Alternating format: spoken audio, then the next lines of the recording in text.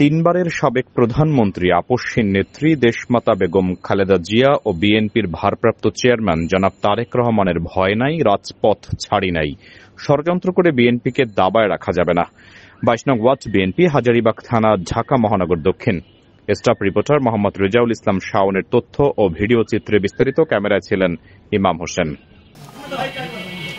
বাংলাদেশের আরেকটি স্বাধীনতা সংগ্রামের মাস, দীর্ঘ ১৬টি বছর সংগ্রামের সাফল্যের মাস হলো জুলাই আর আগস্ট। এই জুলাইকে কেন্দ্র করে, আগস্টকে কেন্দ্র করে কালকে রাতে শেখ হাসিনা এবং তার পালিত কুত্তারা হরতাল ডেকেছে। কেননা এই বাংলাদেশকে কিভাবে অস্থির করা যায় সেই চিন্তা ভাবনা করে অবৈধ টাকা দিয়ে বিভিন্ন জায়গায় শৃঙ্খলা ভঙ্গ করার চেষ্টায় লিপ্ত আছে। আপনারা জানেন এই কুলাঙ্গারদেরকে বিভিন্ন জায়গা থেকে ধরে গণধোলাই দেওয়া হয়েছে ইনশাল্লাহ। কেননা বাংলাদেশকে জনতার এবং ছাত্রের যে স্বাধীনতা, এটা আমাদেরকে ধরে রাখতে হবে।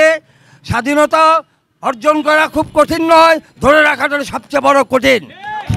আমাদের মধ্যে শেখ হাসিনা, ওয়াজেদ এবং বিভিন্ন নোংরা রাজনীতিরা যারা মানুষের তলে থেকে মাথায় উঠে রাজনীতি করেছে, তাদের চক্রান্তে লিপ্ত।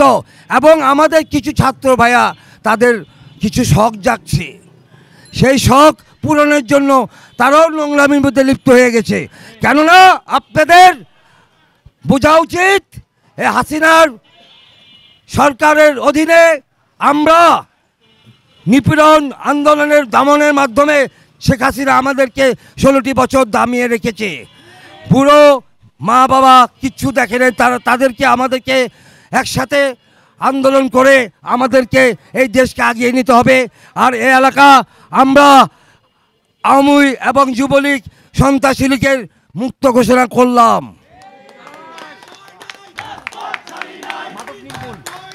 যেহেতু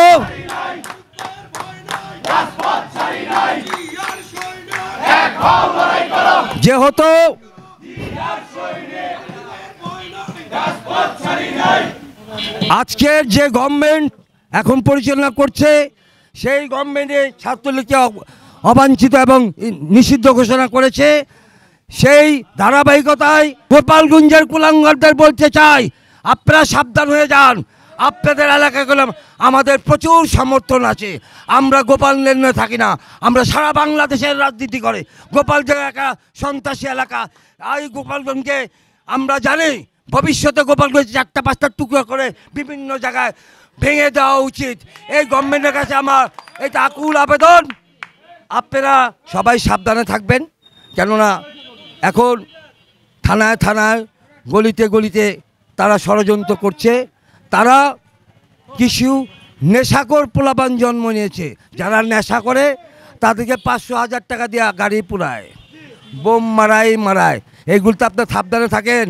আমি আবার হাজারীবাগের আওয়ামী লীগের নেতাদেরকে হুঁশিয়ার করে বলছি, আপনারা সুন্দরভাবে থাকেন, আমাদের কোনো আপত্তি নাই। কিন্তু আপনারা অরাজকতা এবং কোনখানে ক্লিক বা ইনফরমাগিরি করবেন, যদি আপনাদেরকে চিহ্নিত করা যায় আপনাদের পিঠের চামড়াদের আমরা ডুগরিয়ে বাজাবো।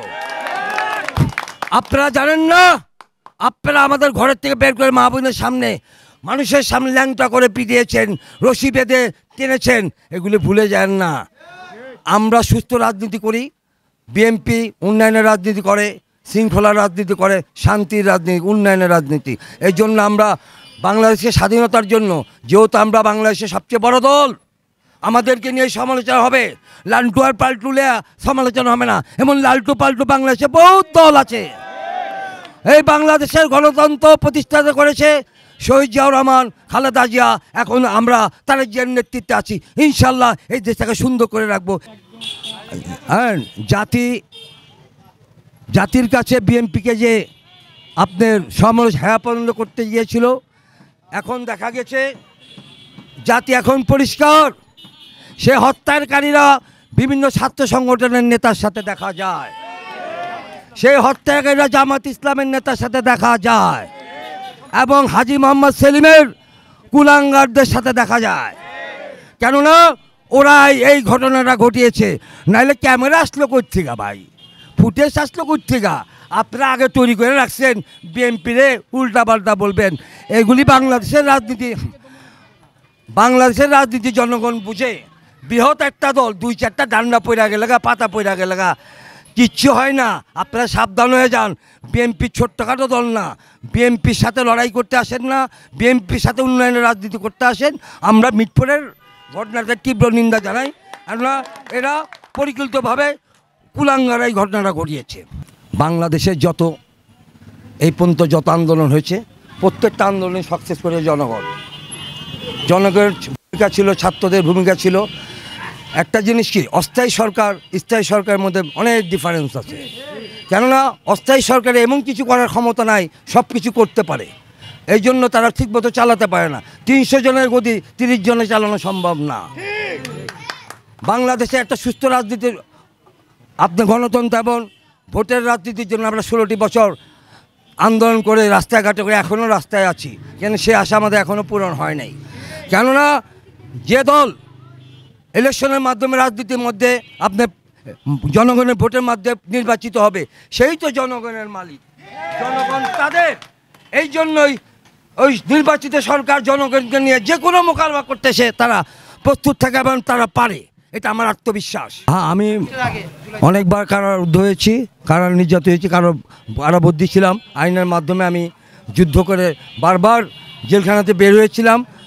গত জুলাই 20 তারিখ আমি বাড্ডানগর মসজিদ হইতে নামাজ পড়ে আমাদের সহযোদ্ধা এবং আমাদের কর্মী সমর্থক রোমান হত্যা হয়েছিল 19 তারিখ স্বরাষ্ট্রমন্ত্রীর বাড়ির সামনে। অ্যারেস্ট হয়ে গুলি করে বিদ্ধ হয়ে সে মারা যায়। সেই আসাদের জানাজা পড়তে যে আমি, অমল, লিটু এবং অনেক ছেলে পেলে আমরা একসাথে হই। আমরা যখন এখানে জানার জন্য প্রস্তুতি নিতে যাই, তখন আমাদেরকে চারিদিক থেকে অতিরিক্তভাবে যুবলীগ, ছাত্রলীগ এবং পুলিশ লীগ, গুন্ডা লীগ চারিদিক দিয়ে আপনাদের 4 রাস্তা ঘুরে আমাদের কাছে নির্যাতন চালায়, আমাদের উপর অমানসিক নির্যাতন চালিয়ে আমাদেরকে মারধর করে গ্রেপ্তার করে দেয়। সেই গ্রেপ্তারের পর আমাকে থানায় নিয়ে যায়, সেখানে আমাকে শারীরিকভাবে নির্যাতন করা হয়। সারা রাতের মধ্যে 9 বার আমাকে নির্যাতন করা হয় ধানমন্ডি এবং হাজারীবাগ থানার মধ্যে।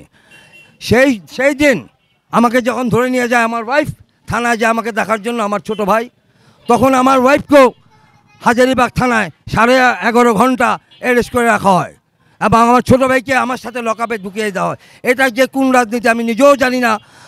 আমরা জানি ঘরের সম্মান হলে ঘরের বউ, ঘরের বউ দিয়ে ধরিয়ে দিবে, এটা কোন বাংলাদেশে রাখি কি অমানুষের রাজনীতি? সেই অমানুষের রাজনীতি তারা করেছে। আমি বিভিন্ন মাধ্যমে এবং বিভিন্ন ইয়েতে তাদেরকে টাকা পয়সা দিয়ে, অনেক টাকা পয়সা দিয়ে আমার ওয়াইফ এবং ছোটো ভাইকে 12:30টার সময় তাদেরকে মুক্ত করি।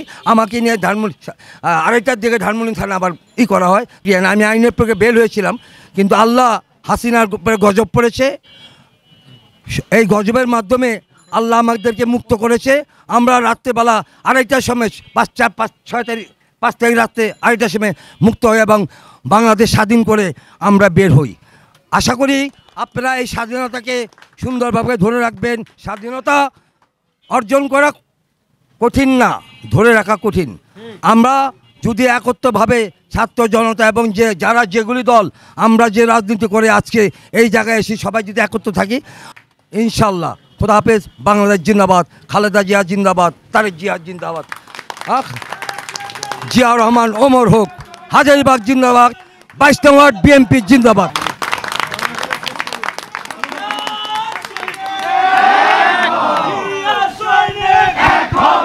Hey!